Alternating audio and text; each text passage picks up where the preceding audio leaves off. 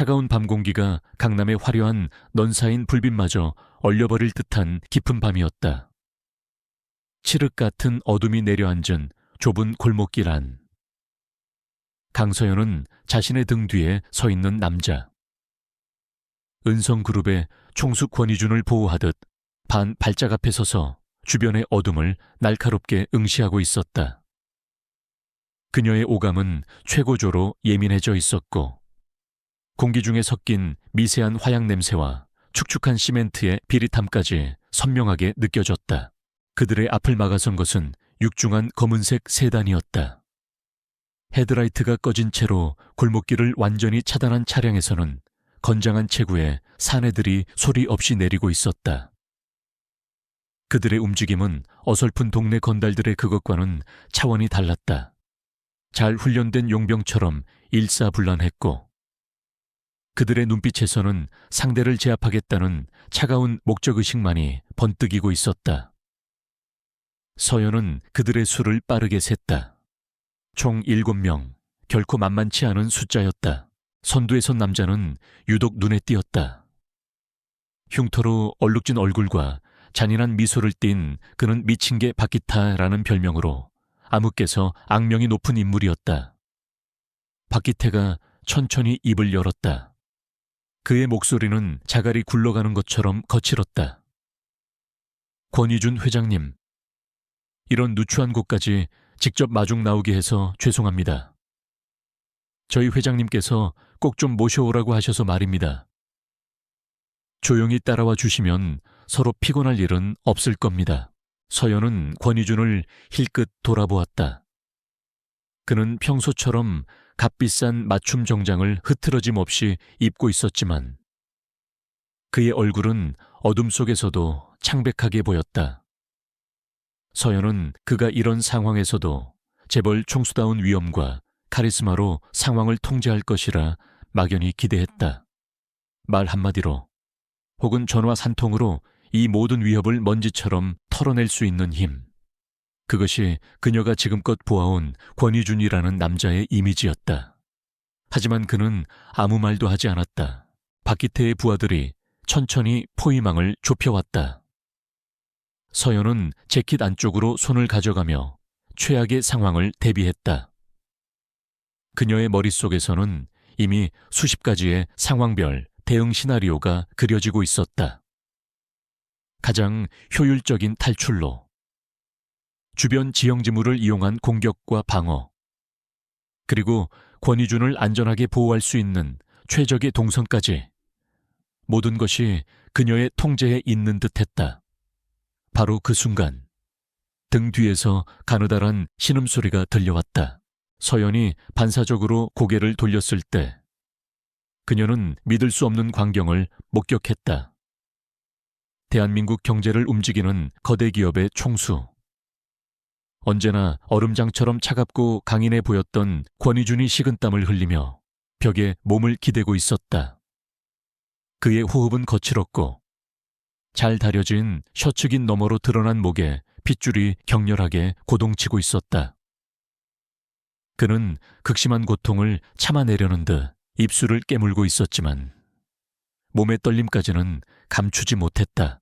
회장님, 서연이 낮은 목소리로 불렀지만 그는 대답할 힘조차 없는 듯 보였다. 그의 몸이 서서히 벽을 타고 미끄러져 내렸다.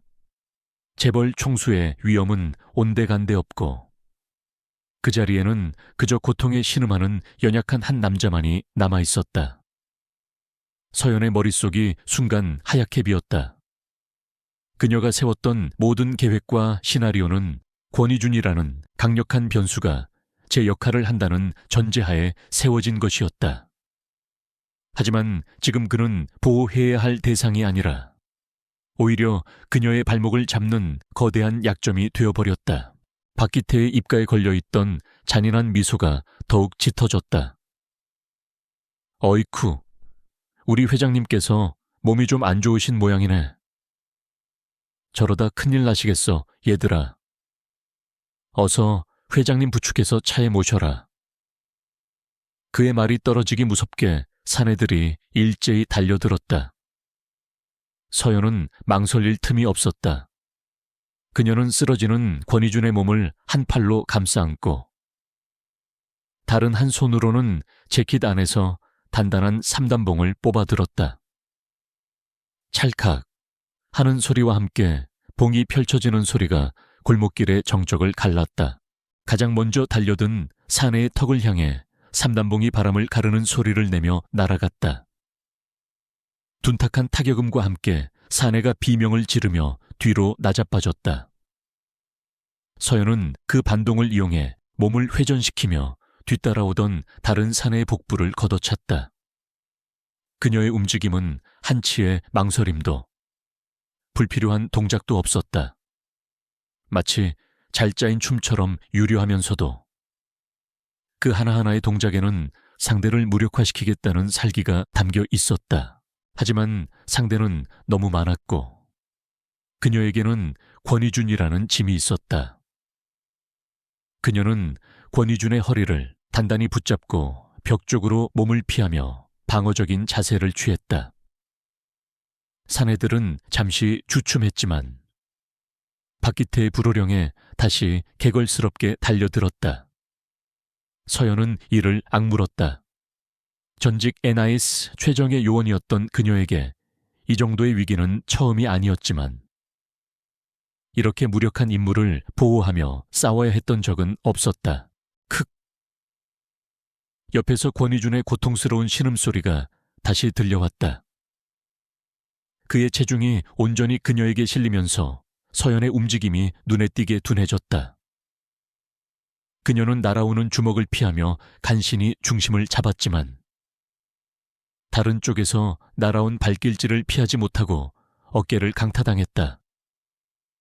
뼈가 울리는 고통이 느껴졌지만 그녀는 비명조차 지를 수 없었다. 지금 그녀가 무너지면 모든 것이 끝이었다. 박기태는 싸움에 직접 끼어들지 않고 마치 재미있는 구경이라도 하듯 팔짱을 낀 채 서서히 다가왔다. 여자치고는 제법 쓰는군. 하지만 거기까지다. 네가 아무리 날고 기어봤자 저 병든 새끼를 데리고 여길 빠져나갈 순 없어. 그의 말은 사실이었다.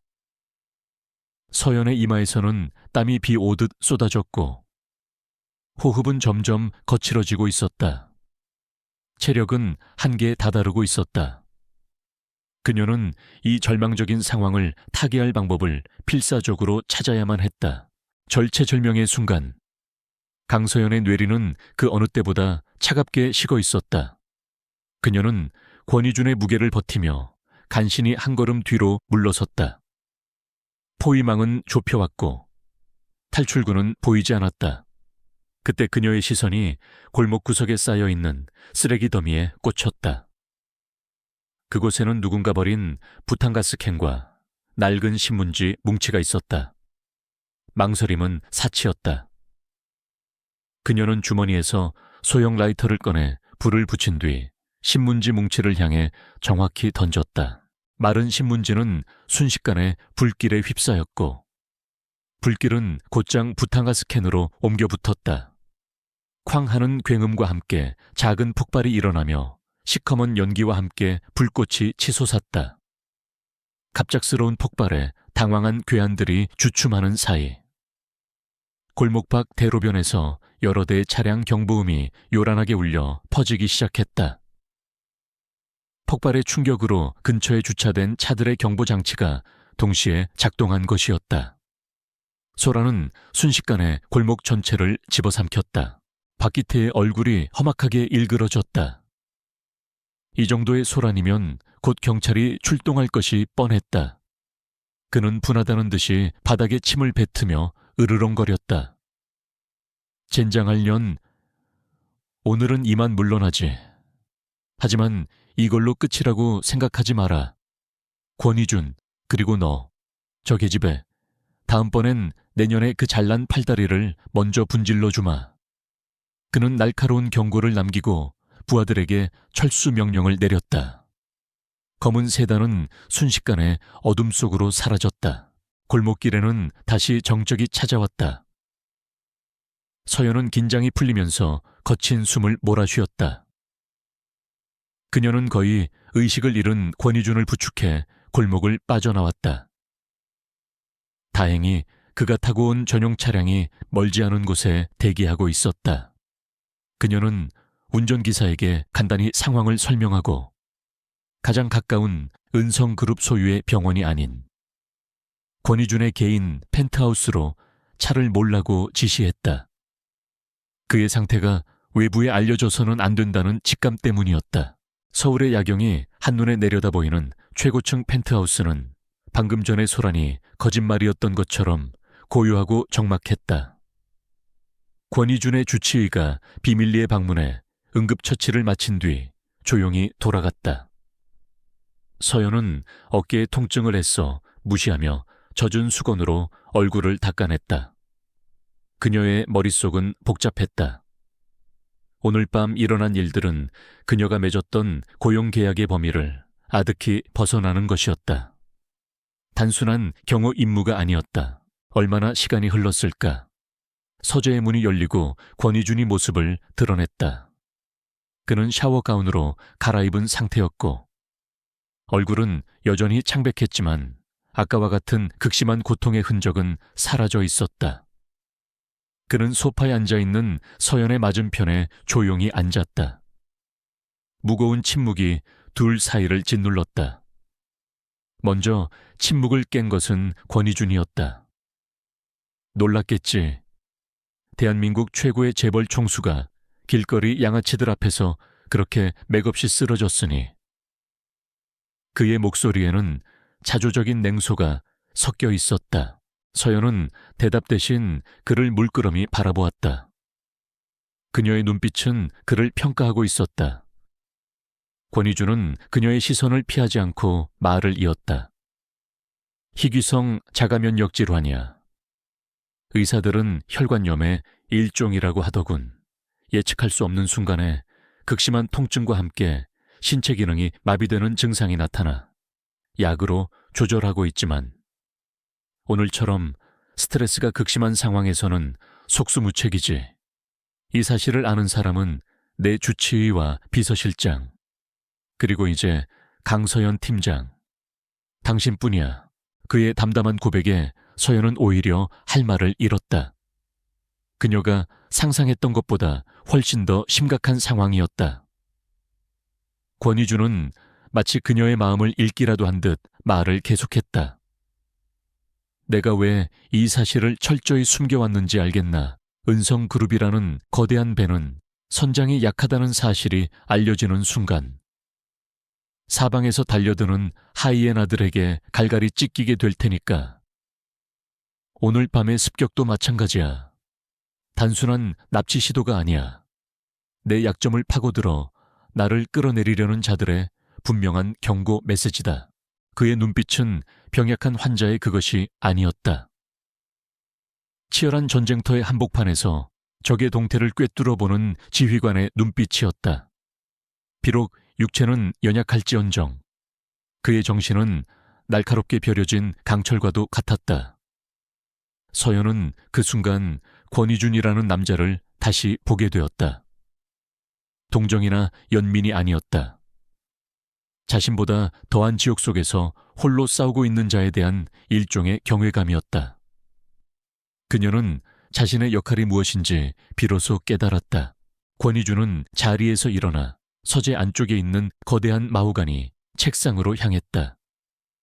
그는 서랍에서 서류 봉투 하나를 꺼내 서연 앞에 테이블 위에 올려놓았다.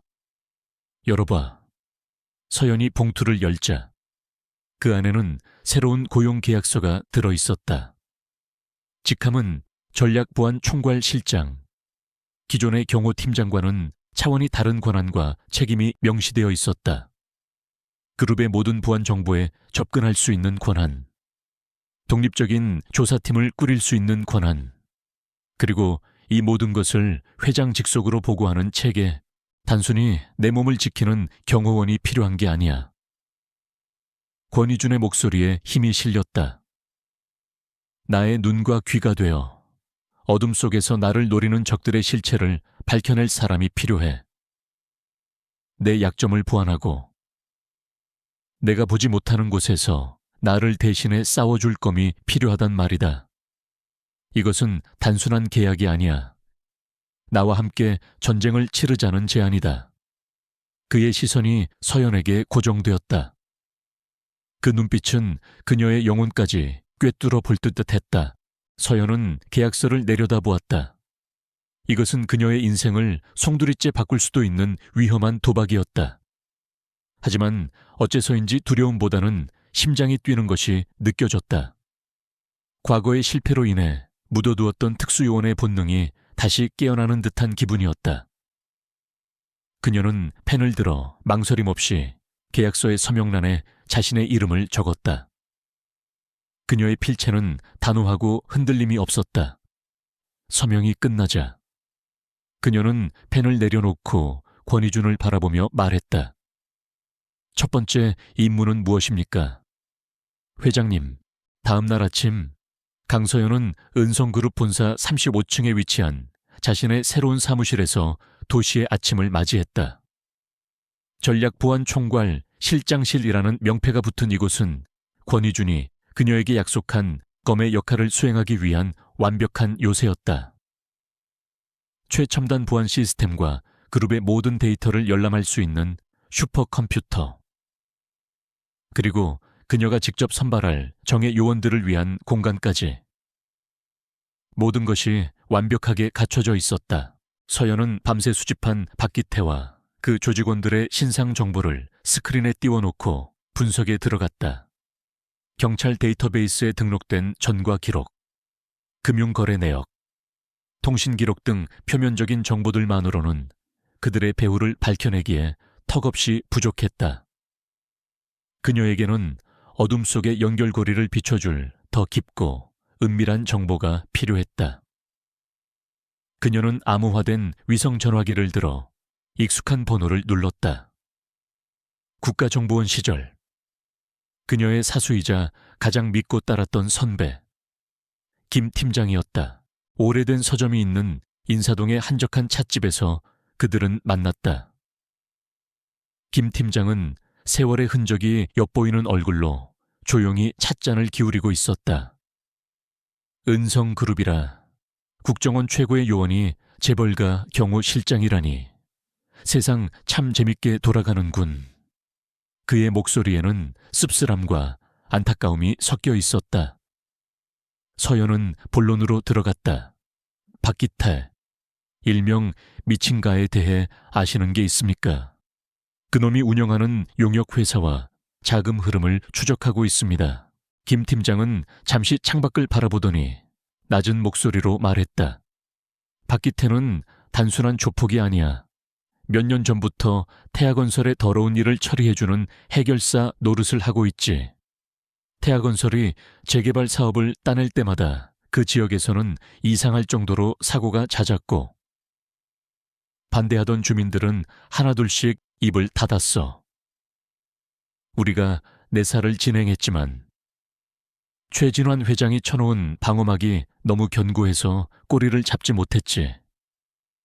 자금은 여러 개의 유령 회사를 거쳐 세탁되기 때문에 추적이 거의 불가능할 거야. 김 팀장이 건네준 것은 결정적인 증거는 아니었지만 서연의 수사의 방향을 제시해주는 중요한 나침반이었다.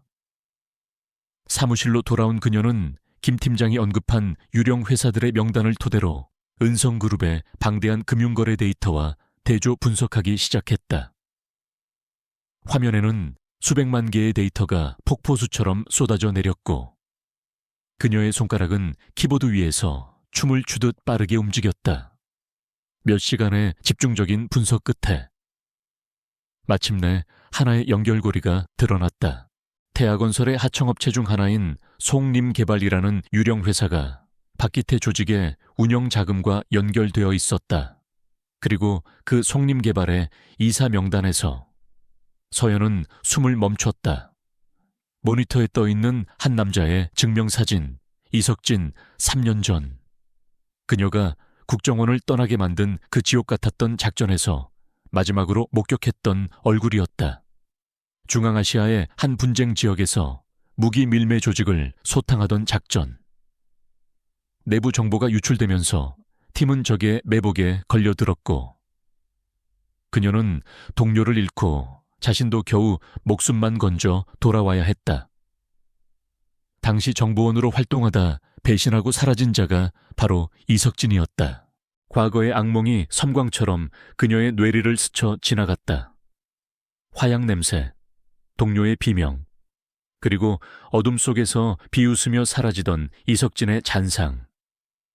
서연은 차갑게 식어가는 손으로 마우스를 꽉 쥐었다. 이것은 더 이상 단순한 임무가 아니었다. 그녀의 과거와 현재, 그리고 은성그룹의 운명이 하나의 거대한 소용돌이 속에서 뒤엉키고 있었다. 개인적인 복수심이 이성적인 판단을 흐리게 해서는 안 된다는 것을 알았지만 심장 깊은 곳에서부터 차가운 분노가 끓어오르는 것을 막을 수는 없었다. 같은 시각, 권희주는 자신의 집무실에서 은성그룹의 핵심 임원들과 화상회의를 진행하고 있었다. 그의 얼굴은 여전히 창백했지만 그의 눈빛과 목소리는 강철처럼 단단했다. 태아건설이 사활을 걸고 있는 동남아 신도시 개발 프로젝트. 그들의 자금 조달 계획에 문제가 있다는 보고를 받았습니다. 지금부터 우리는 태아건설의 주거래 은행과 컨소시엄을 구성한 해외 투자 펀드들을 상대로 압박에 들어갑니다. 우리의 바이오 신약 개발 성공 가능성을 최대한 부각시켜 그들의 투자 심리를 위축시키십시오. 전쟁은 이미 시작됐습니다. 그는 서연이 보이지 않는 전선에서 싸우고 있는 동안 자신만의 방식으로 전쟁을 치르고 있었다. 물리적인 힘이 아닌 정보와 자본이라는 거대한 무기를 휘두르며 적의 심장부를 정조준하고 있었다. 한편 태아건설의 최진환 회장은 자신의 사무실에서 박기태의 보고를 받으며 불쾌한 표정으로 시가를 물고 있었다. 고작 계집 하나 때문에 일을 그르쳐 다음번에는 그런 실수 용납 못해.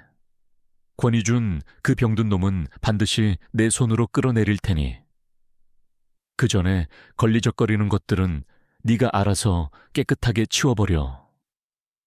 그의 목소리에는 서연을 대수롭지 않게 여기는 오만함이 가득했다. 시간이 흐를수록 권희준과 강서연을 둘러싼 전선은 더욱 팽팽하게 조여졌다. 권희준은 태아건설의 자금주를 압박하며 교묘하게 그들의 숨통을 노렸고 최진환 회장은 언론과 정계에 퍼져 있는 인맥을 총동원하여 은성그룹을 흔들기 시작했다. 연일 터져나오는 악의적인 루머와 주가 조작 시도, 내부 임직원 포섭을 통한 기밀 유출까지. 보이지 않는 전쟁은 하루도 쉬지 않고 그들을 몰아붙였다. 이 모든 압박은 고스란히 권희준의 어깨를 짓눌렀다.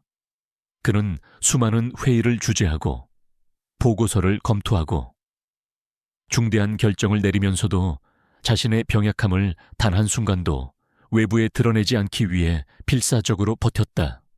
하지만 강철 같은 정신력으로도 육체의 고통을 영원히 억누를 수는 없는 법이었다. 그의 얼굴은 날이 갈수록 창백해졌고 아무도 모르게 복용하는 진통제의 양은 점점 늘어만 갔다. 그날 밤도 권희준은 집무실에서 홀로 서류 더미와 씨름하고 있었다. 강서연은 배신자 이석진의 행방에 대한 중간 보고를 위해 그의 집무실을 찾았다. 노크 소리에 들어오라는 허락이 떨어졌지만 평소에 카랑카랑한 목소리와는 달리 어딘가 힘이 빠져 있었다. 서연이 안으로 들어섰을 때 권희준은 거대한 책상에 앉아 있었지만 그의 표정은 좋지 않았다. 형광등 불빛 아래 그의 임에는 식은땀이 희미하게 맺혀 있었다. 이석진이 최근 동남아시아의 한 카지노에서 목격되었다는 첩보가 있습니다. 박기타의 조직과 연계된 불법 환치기 계좌를 이용한 것으로 보입니다. 서연이 보고를 시작하는 순간이었다. 권희준이 손에 들고 있던 만년필을 놓쳤다. 툭 하는 소리와 함께 값비싼 필기구가 바닥으로 떨어졌다. 그는 그것을 주우려는 듯 몸을 숙였지만 이내 신음과 함께 의자 등받이에 몸을 기댔다. 그의 손이 격렬하게 떨리고 있었다. 회장님, 서연의 목소리가 날카로워졌다. 권희주는 대답 대신 가쁘게 숨을 몰아쉬었다. 통증이 파도처럼 온몸을 덮치는 듯 그의 안색은 순식간에 잿빛으로 변했다. 그는 턱을 경련하듯 떨며 고통을 참아내려 했지만 본능적으로 터져나오는 신음을 막지는 못했다. 지금 그의 모습은 대한민국을 이끄는 거대 기업의 총수가 아니라 그저 속수무책으로 고통에 잠식당하는 한 명의 인간일 뿐이었다. 서연은 즉시 그의 주치의에게 연락하려 했지만 권희준이 힘겹게 손을 들어 저지했다. 아무도 부르지 마. 간신히 내뱉은 그의 목소리에는 자신의 가장 약한 모습을 누구에게도 보이고 싶지 않다는 마지막 자존심이 담겨 있었다. 서연은 그의 뜻을 이해했다. 그녀는 망설이지 않고 행동에 나섰다. 우선 집무실의 문을 안에서 잠그고 모든 블라인드를 내려 외부와 완벽하게 차단했다. 동정이나 연민의 눈빛은 거두었다. 지금 그에게 필요한 것은 감상적인 위로가 아니었다. 그녀는 보안 브리핑 때 확인해 두었던 책상 및 비밀 공간에서 그의 비상약물 키트를 꺼냈다. 그리고 차가운 생수 한 병과 함께 그의 앞에 놓았다. 그녀는 아무 말 없이 그저 그가 약을 먹을 수 있도록 도왔다. 그의 손이 너무 심하게 떨려 알약을 제대로 짚지 못하자 그녀는 자신의 손바닥에 약을 덜어 그의 입에 넣어주었다. 그 과정에서 그녀의 손가락이 그에 타는 듯이 뜨거운 입술에 잠시 닿았다. 그 순간 두 사람 사이에는 미묘한 정적이 흘렀다. 약효가 돌기까지는 시간이 걸렸다. 권희주는 의자에 몸을 기댄 채 눈을 감고 거친 호흡을 골랐다. 서연은 그의 곁을 조용히 지켰다. 그녀는 적의 공격으로부터 그를 보호하는 것만이 자신의 임무라고 생각했었다. 하지만 지금 그녀는 깨닫고 있었다. 그가 싸워야 할 가장 무서운 적은 외부에 있는 것이 아니라 바로 그의 내부에 존재하고 있다는 것을, 그리고 그 고독한 싸움에서 자신이 유일한 증인이자 조력자라는 사실을. 얼마나 지났을까? 준의 호흡이 조금씩 안정을 되찾기 시작했다. 그는 천천히 눈을 떴다. 땀으로 흠뻑 젖은 머리카락이 그의 이마에 달라붙어 있었다. 그는 텅 빈 눈으로 허공을 응시하다가 이내 곁을 지키고 있는 서연에게로 시선을 돌렸다. 꼴사나운 모습을 보였군. 그의 목소리는 여전히 잠겨 있었지만 아까와 같은 고통의 흔적은 덜했다. 이런 일은 가끔 있어. 걱정할 것 없어. 서연은 대답 대신 자리에서 일어나 따뜻한 물수건을 가져와 그의 얼굴과 손을 닦아주었다. 그녀의 손길은 조심스러우면서도 단호했다. 마치 상처 입은 야수를 돌보는 노련한 조련사처럼. 그녀의 행동에는 불필요한 감정의 동요가 없었다. 하지만 그 차가운 전문성 속에 담긴 깊은 배려를 권희주는 느낄 수 있었다. 그는 늘 혼자였다. 이 지독한 고통의 순간에는 더욱 그랬다. 하지만 오늘 밤은 달랐다. 처음으로 누군가가 그의 가장 깊은 어둠 속에 함께 있어 주었다. 그날 밤 그들은 더 이상 아무 말도 하지 않았다. 하지만 그 어떤 대화보다도 더 깊은 교감이 둘 사이에 흘렀다. 고용주와 피고용인이라는 사무적인 관계의 벽이 소리 없이 허물어지고 그 자리에는 서로의 가장 깊은 약점을 목격하고 지켜주는 동맹자로서의 단단한 신뢰가 자리 잡기 시작했다. 서연은 그저 돈을 받고 그의 몸을 지키는 것이 아니었다. 그녀는 이제 권희준이라는 한 남자의 존엄성과 그의 모든 것을 걸고 싸우는 전쟁에 기꺼이 자신의 목숨을 건 파트너가 되었다. 권희준의 가장 깊은 약점을 목격한 그날 밤 이후 강서연의 결심은 더욱 굳건해졌다. 그녀는 더 이상 방어적으로 상황에 대응하는 것에 만족할 수 없었다. 적의 목에 칼을 꽂기 위해서는 그들의 심장부가 어디인지, 그들의 혈관이 어떻게 연결되어 있는지 정확히 파악해야만 했다. 그녀의 사무실은 24시간 불이 꺼지지 않는 전쟁 상황실이 되었다. 그녀는 태하건설과 박기태, 그리고 배신자 이석진을 잇는 검은 자금의 흐름을 쫓아 거대한 거짓의 네트워크 속으로 깊숙이 파고들었다. 디지털 세상에 남겨진 흔적만으로는 부족했다. 서연은 직접 움직이기로 결심했다. 그녀의 목표는 박기태 조직이 자금 세탁 창구로 이용하는 유령 회사. 속림개발의 오피스텔이었다.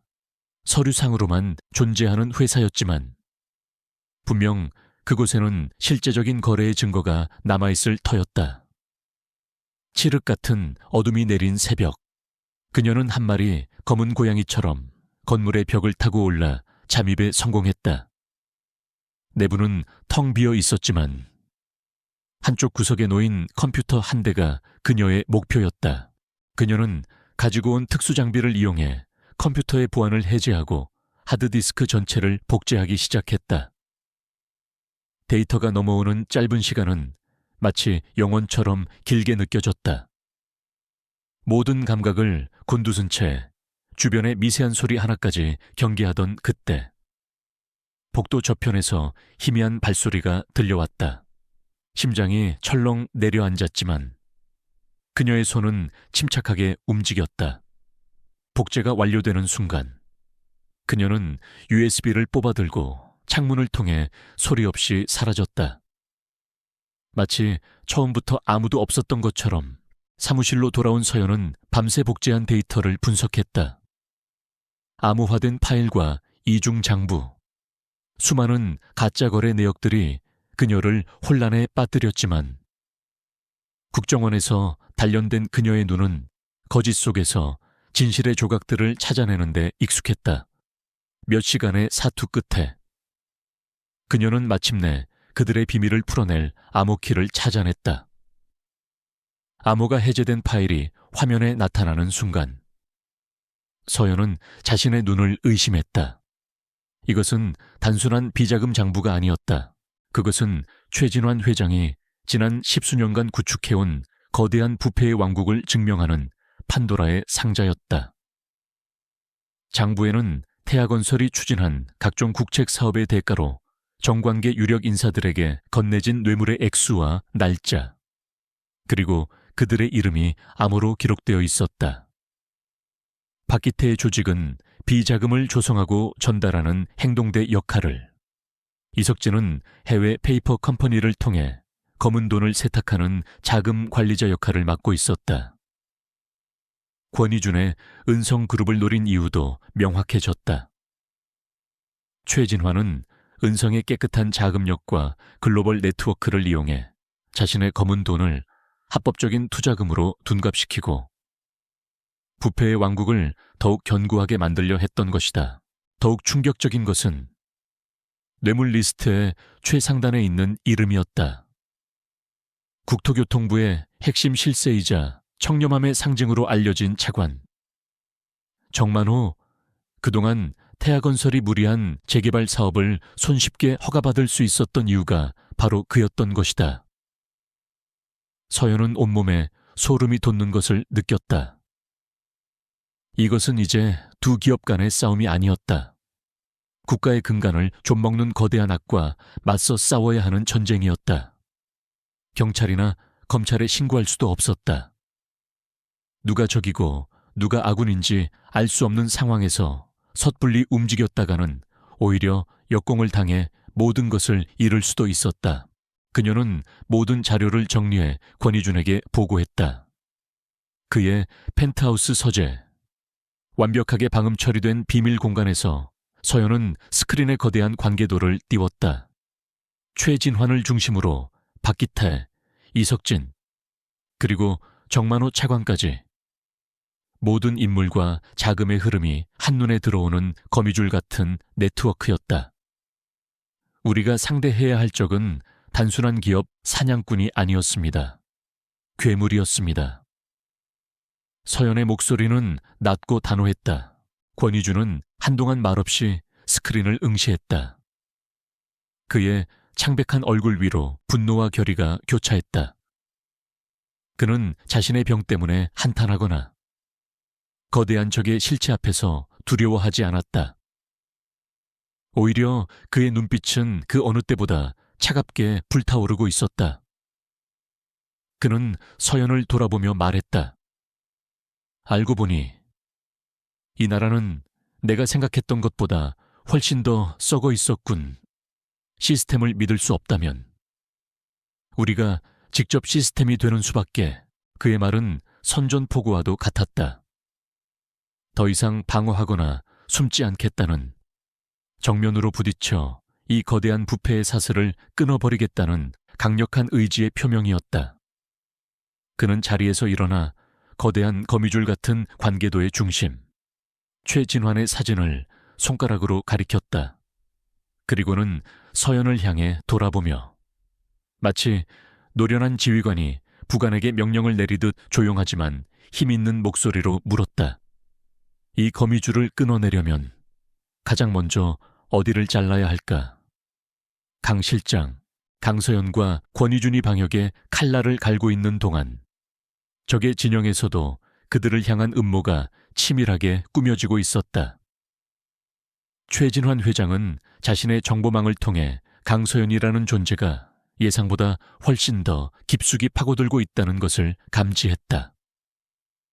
그는 더 이상 박기태의 폭력적인 방식만으로는 그녀를 막을 수 없다고 판단했다.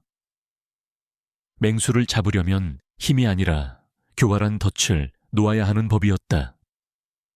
그는 박기태를 불러들여 자신의 구상을 설명했다. 저 계집의 손발을 묶는 가장 좋은 방법은 전연을 자신이 지키는 주인에게 버림받게 만드는 것이다. 은성그룹의 내부 정보를 태하건설에 팔아넘긴 산업 스파이로 만들 거다. 증거는 돈이면 얼마든지 만들 수 있지.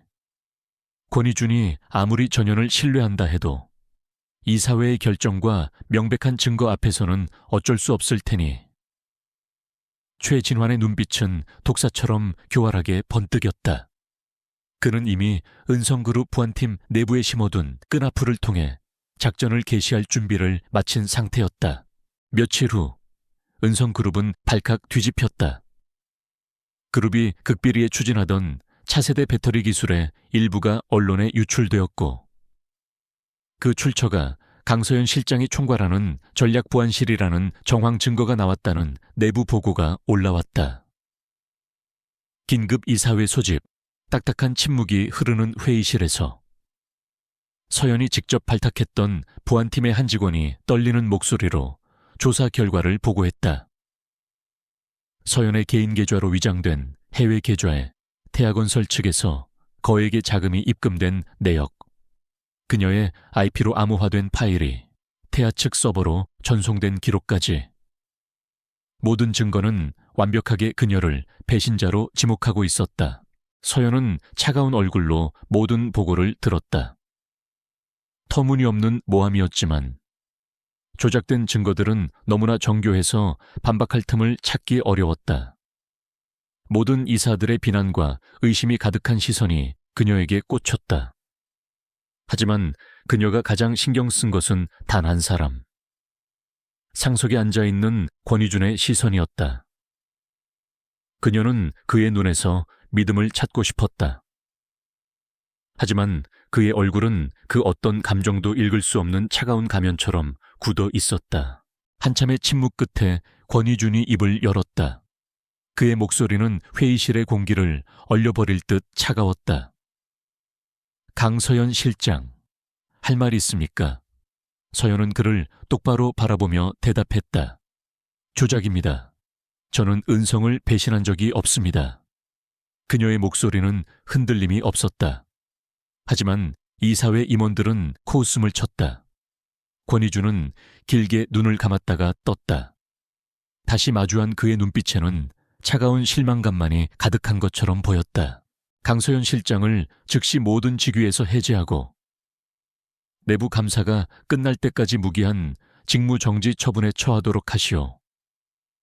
지금 당장 그녀의 모든 접근 권한을 차단하고 보안팀은 건물 밖으로 안내해. 그의 결정은 단호했다. 서연은 순간 자신의 귀를 의심했다. 그가 자신을 믿어주지 않을 것이라고는 상상도 하지 못했다.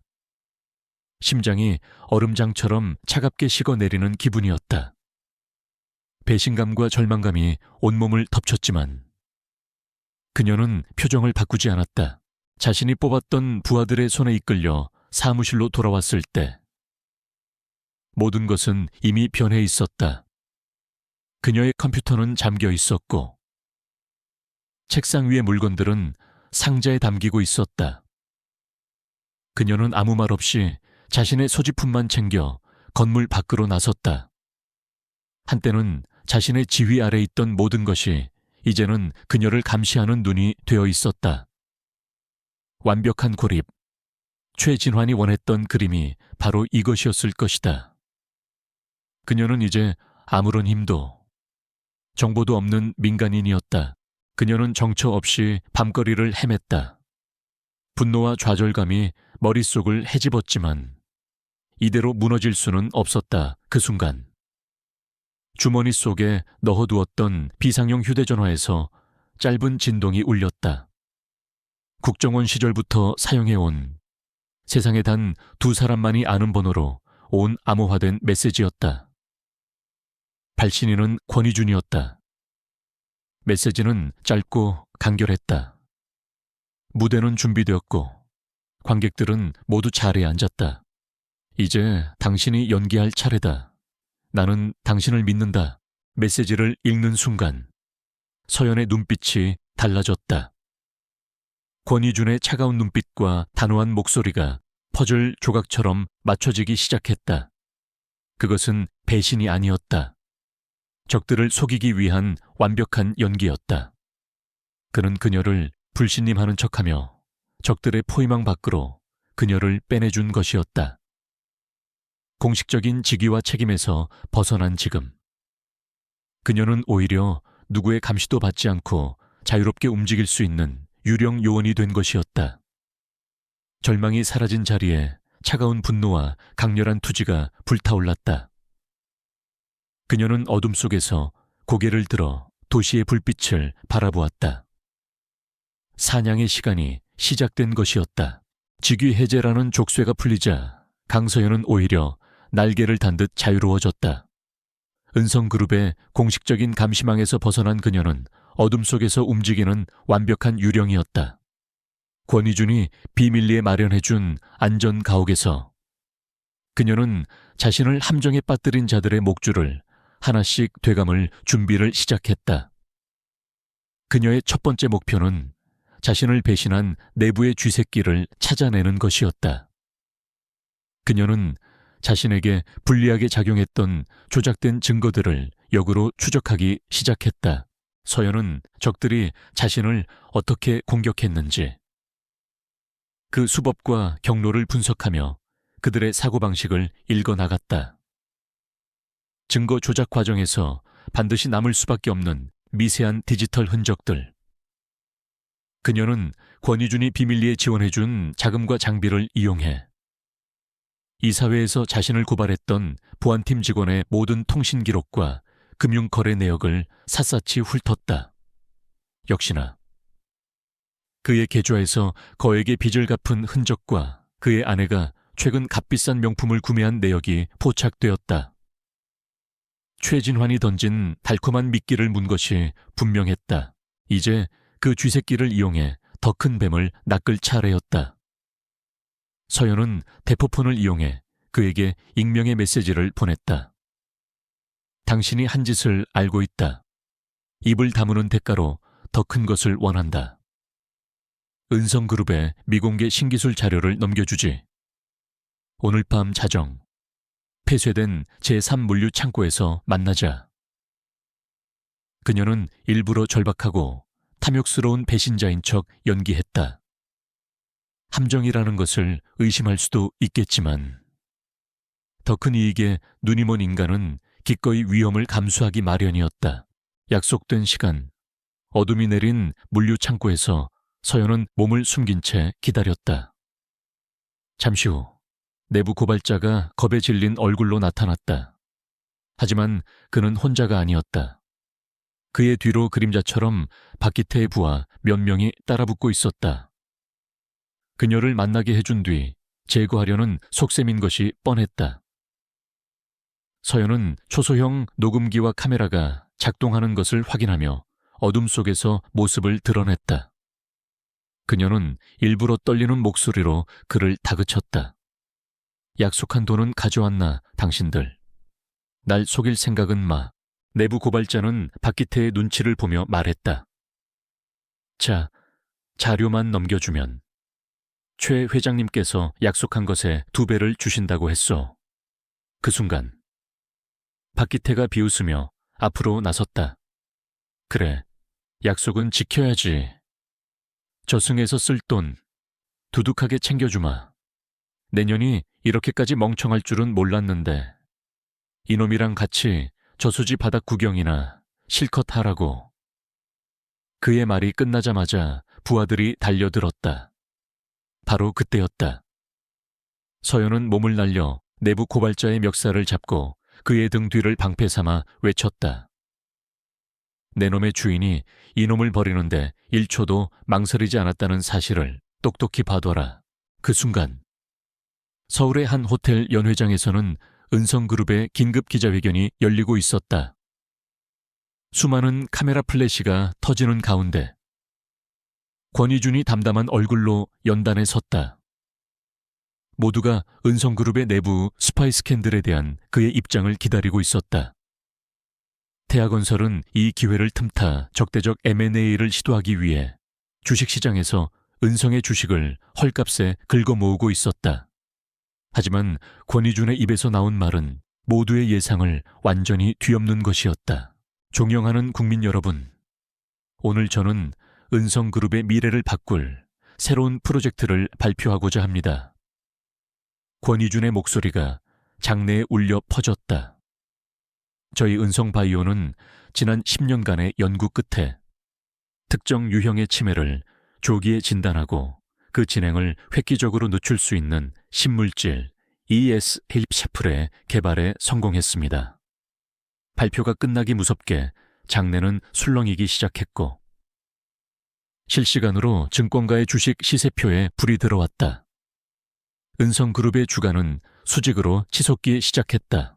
같은 시각 물류 창고에서는 생사를 건 사투가 벌어지고 있었다.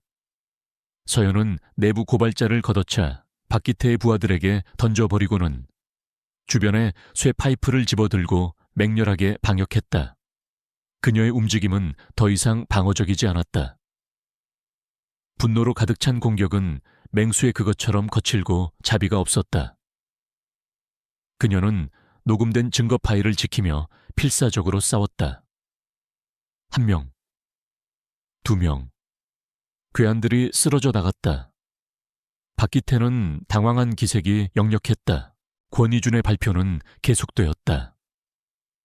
이 신물질은 제 개인적인 고통에서 시작된 연구였습니다.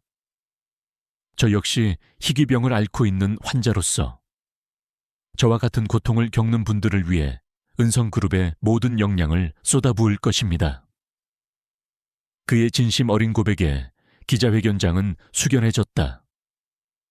은성그룹의 주가는 상한가를 기록하며 폭등했고 비싼 값에 주식을 사들여야 했던 태아건설의 자금줄은 순식간에 말라붙기 시작했다. 최진환의 완벽했던 계획에 거대한 균열이 생기는 순간이었다. 서연은 마지막 남은 괴한을 쓰러뜨리고 모든 대화가 녹음된 파일을 손에 쥔 채 창고를 빠져나왔다. 그녀는 멍든 입가를 훔치며 밤의 어둠 속으로 사라졌다. 완벽한 역전이었다. 권희준의 폭탄 선언은 최진환의 제국에 떨어진 핵폭탄과도 같았다. 주가는 폭락했고 투자자들은 등을 돌렸으며 그가 수십 년간 쌓아올린 탐욕의 성은 모래처럼 무너져 내리기 시작했다. 게다가 강서연이 확보한 증거는 그의 목을 겨누는 날카로운 비수가 되어 돌아올 것이었다. 사면초가 모든 것을 잃게 될 위기에 처한 최진환은 마침내 이성을 잃고 마지막 발악을 선택했다. 그는 마지막 남은 파에 박기태에게 전화를 걸어 광기 어린 목소리로 명령했다. 계획이고 뭐고 다 집어치워. 지금 당장 권희준 그놈을 잡아 와 산채로 내 앞에 끌고 오란 말이다. 그놈의 목숨을 담보로 잡는다면 이 판을 뒤집을 수 있어. 그의 명령은 더 이상 치밀한 전략가의 그것이 아니라 모든 것을 잃은 도박꾼의 마지막 배팅이었다. 박기태와 그의 조직은 즉시 움직였다. 그들은 기자회견을 마치고 나오는 권희준의 차량 행렬을 대낮의 도심 한복판에서 무자비하게 덮쳤다. 수적으로 압도적인 공격에 경호팀은 순식간에 무력화되었고 권희준은 속수무책으로 납치당했다. 하지만 그 모든 것은 강서연의 예상 안에 있는 시나리오였다. 그녀는 최진환 같은 부류의 인간이 궁지에 몰리면 어떤 선택을 할지 정확히 꿰뚫어 보고 있었다. 권희준의 옷깃에는 이미 그녀만이 추적할 수 있는 초소형 GPS 장치가 부착되어 있었다. 납치 신호가 들어오자마자 그녀는 사냥을 위해 준비된 검은색 바이크에 몸을 실었다. 그녀의 눈빛은 복수심이나 분노가 아닌 오직 임무를 완수하겠다는 차가운 결의로 가득 차 있었다. 추적 신호가 가리키는 곳은 서울 외곽에 위치한 태아건설이 짓다 만체로 방치된 거대한 초고층 빌딩 공사 현장이었다. 자신의 야망을 상징하는 그곳을 제 무덤으로 삼으려는 것인가. 서연은 냉수하며 바이크를 멈추고 어둠 속으로 스며들었다. 건물 내부에서는 권희준이 의자에 묶인 채 최진환 그리고 박기태와 마주하고 있었다. 스트레스와 거친 납치 과정으로 인해 병의 통증이 다시 그를 덮쳐왔지만 그는 조금도 굴복하는 기색을 보이지 않았다. 꼴이 말이 아니군. 최 회장. 권희준이 창백한 얼굴로 비웃으며 입을 열었다. 평생을 바쳐 쌓은 성이 무너지는 기분이 어떤가. 결국 자네가 할 줄 아는 거라곤 고작 이런 유치한 인질극뿐이었나. 그의 조롱에 최진환의 얼굴이 분노로 일그러졌다. 닥쳐라. 이 병든 새끼 내 놈만 없었으면 모든 것이 완벽했어. 지금이라도 내 놈의 지분을 모두 넘긴다면 목숨만은 살려주지. 권희준은 최진환을 무시하고 박기태를 향해 시선을 돌렸다. 박기태, 당신은 어떤가? 저런 멍청한 주인을 위해 평생을 개처럼 살다 결국 여기서 함께 죽을 셈인가? 최진환이 실패하면 당신의 모든 죄를 뒤집어 씌우고 꼬리 자르기를 할 거라는 건 생각 안 해봤나? 그의 말은 박기태의 아픈 곳을 정확히 찔렀다. 박기태의 눈빛이 순간 흔들렸고 그 미세한 균열을 최진환은 놓치지 않았다. 쓸데없는 소리, 집어치워 저놈의 입을 막아버려. 바로 그 순간 공사 현장의 가장 위층에서 육중한 철골 구조물이 굉음을 내며 아래로 떨어졌다. 최진환과 박기태의 부하들이 혼비백산하여 흩어지는 사이 강서연이 어둠 속에서 나타났다. 그녀는 유령처럼 소리 없이 접근해 외곽을 경비하던 조직원들을 차례로 쓰러뜨리고 마침내 그들의 심장부로 진입한 것이었다. 찾는 사람이 혹시 나인가? 그녀의 차가운 목소리가 휑한 공사장에 울려 퍼졌다. 전현이 박기태가 이성을 잃고 소리치며 부하들에게 공격을 명령했다. 마지막 전투의 막이 올랐다. 서연은 혼자였지만 그녀는 주변의 모든 것을 무기로 삼았다. 소의 파이프, 버려진 공구, 흩날리는 시멘트 가루까지 그녀는 미완성의 건물 구조를 교묘하게 이용하며 적들을 하나씩 무력화시켰다. 그녀의 몸짓은 죽음의 무용수처럼 치명적이고 아름다웠다. 권희주는 의자에 묶인 채로 계속해서 심리전을 펼쳤다. 최진환, 당신이 평생 모은 비자금. 내가 이미 국세청 특별조사팀에 넘겼다. 당신은 이제 끝났어.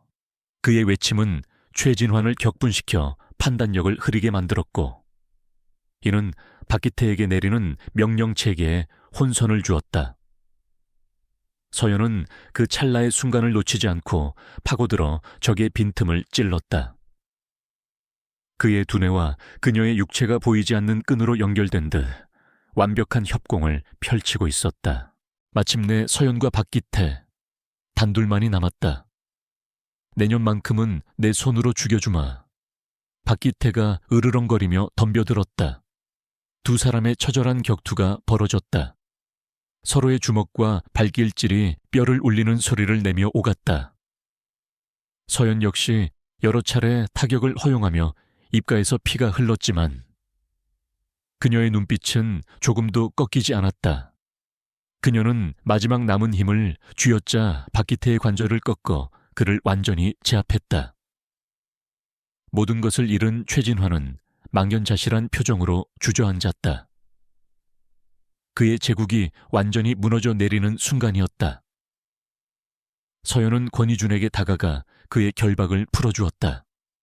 멀리서 그녀가 미리 연락해둔 경찰의 사이렌 소리가 점점 가까워지고 있었다. 경찰 사이렌 소리가 어둠을 가르며 가까워지자 거대했던 최진환의 제국은 한낱 먼지처럼 허무하게 무너져 내렸다. 현장에서 체포된 최진환과 박기태를 시작으로 강서연이 목숨을 걸고 확보한 증거들은 부패의 거미줄을 하나씩 걷어내는 날카로운 칼날이 되었다. 정관계 로비 장부는 대한민국을 발칵 뒤집어 놓았고 정만호 차관을 비롯한 관련자들은 모두 법의 심판대 위에 서게 되었다. 세상의 모든 스포트라이트가 은성그룹으로 쏟아졌다. 한때 배신자로 낙인 찍혔던 강서연은 하루아침에 그룹을 구한 영웅이 되었다. 권희주는 공식 기자회견을 열어 모든 진실을 밝혔다. 그는 최진환의 함정과 그에 맞서기 위한 자신과 강서연의 비밀 작전을 모두 공개하며 그녀의 명예를 완벽하게 회복시켜 주었다. 그는 또한 강서연을 다시 전략보안 총괄실장으로 복귀시키는 동시에 그룹의 핵심적인 의사결정에 참여하는 최고 리스크 관리 책임자 CRO라는 새로운 직책을 부여했다. 폭풍이 지나간 뒤 일상은 서서히 제자리를 찾아갔다. 서연은 자신을 괴롭히던 과거의 악몽과도 비로소 작별을 구할 수 있게 되었다. 그녀가 넘긴 정보를 바탕으로 국정원은 해외에 도피해 있던 배신자 이석진을 체포하는 데 성공했다. 오랜만에 걸려온 김 팀장의 전화 너머로 그는 진심 어린 목소리로 말했다. 네가 끝내 해냈구나. 서연아, 이제 그만 짐을 내려놓고 너 자신의 삶을 살아. 그 말을 듣는 순간 서연은 자신도 모르게 눈물을 흘렸다. 길고 길었던 어둠의 터널을 마침내 빠져나온 기분이었다. 권희준에게도 변화가 찾아왔다. 모든 스트레스가 사라지자 지독하게 그를 괴롭히던 병의 통증도 거짓말처럼 잦아들었다. 물론 병이 완치된 것은 아니었지만 더 이상 그에게 죽음의 그림자를 들이오는 공포의 대상은 아니었다. 그는 자신의 병을 세상에 공개함으로써 오히려 더 큰 자유를 얻었다. 사람들은 그의 연약함이 아닌 그 연약함을 딛고 일어서는 그의 강인한 의지에 열광했다.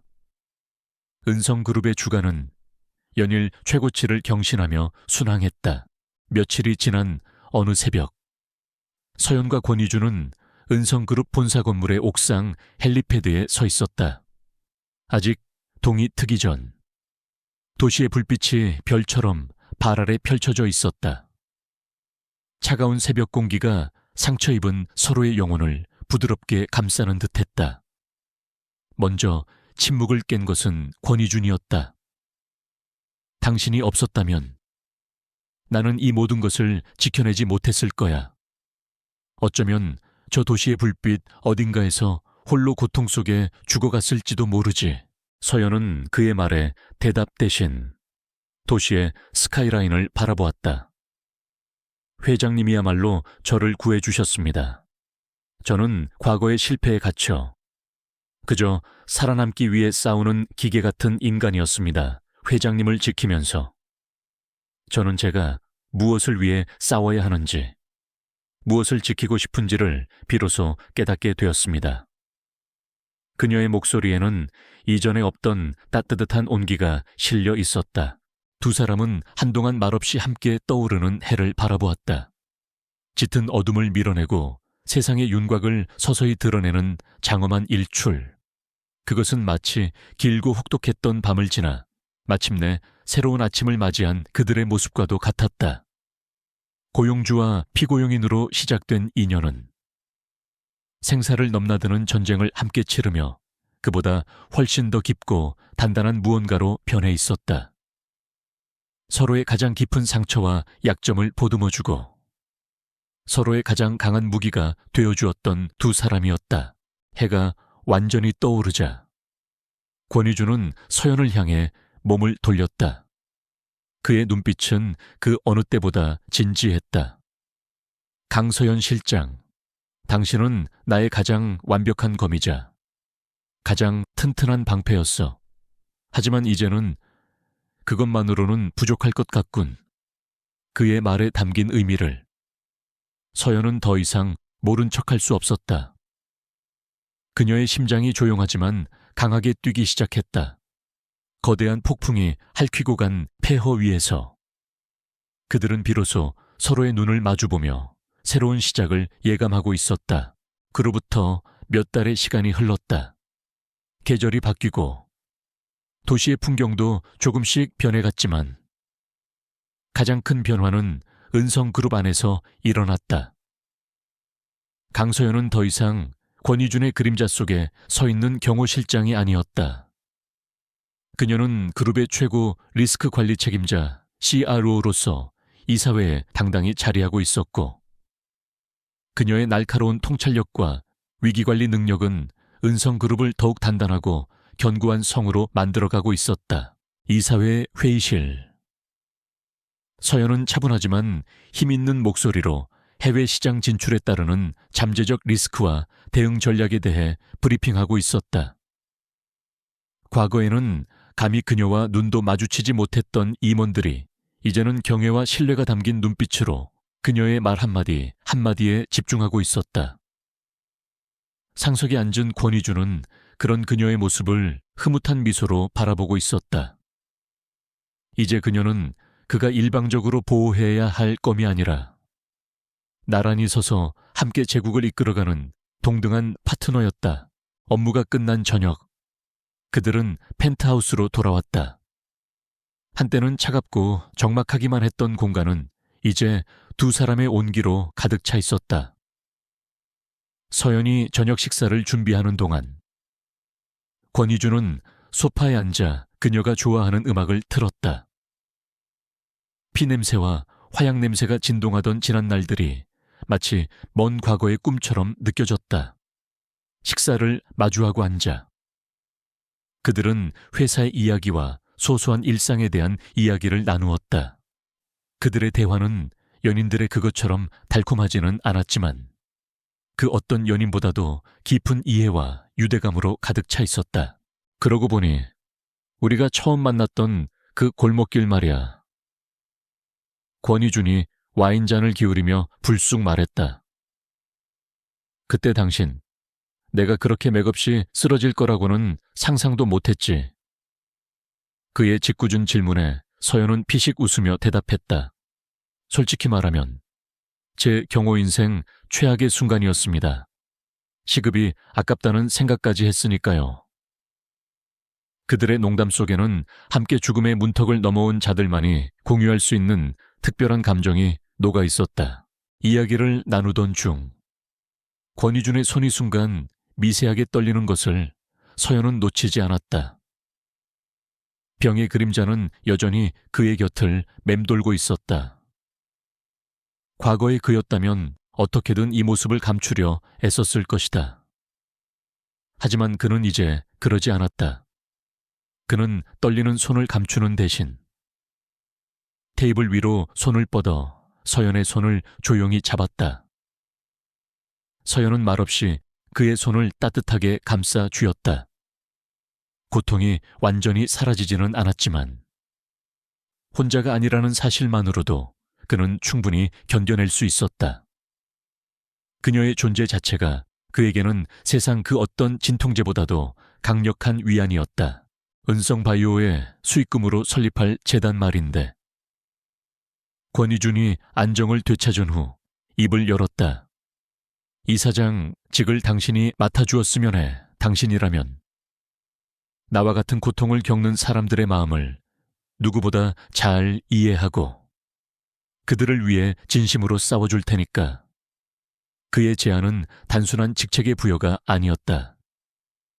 자신의 가장 아픈 상처를 치유하는 과정을 그녀와 함께하고 싶다는 그의 인생 전체를 건 동행의 약속이었다. 서연은 조용히 고개를 끄덕였다. 그날 밤 그들은 발코니에 서서 서울의 야경을 내려다보았다. 도시의 불빛은 그들이 함께 지켜낸 것들의 상징처럼 아름답게 빛나고 있었다.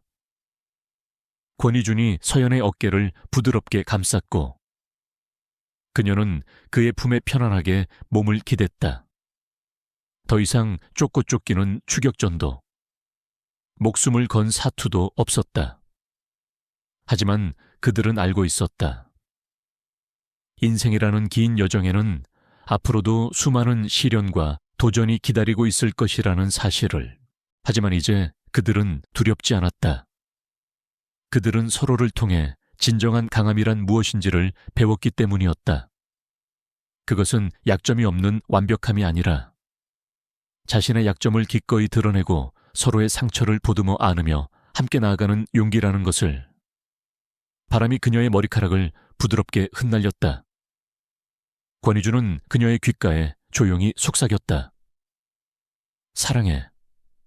나의 검, 나의 방패, 그리고 나의 모든 것. 밤은 깊어갔고 두 사람의 새로운 이야기는 이제 막 시작되고 있었다.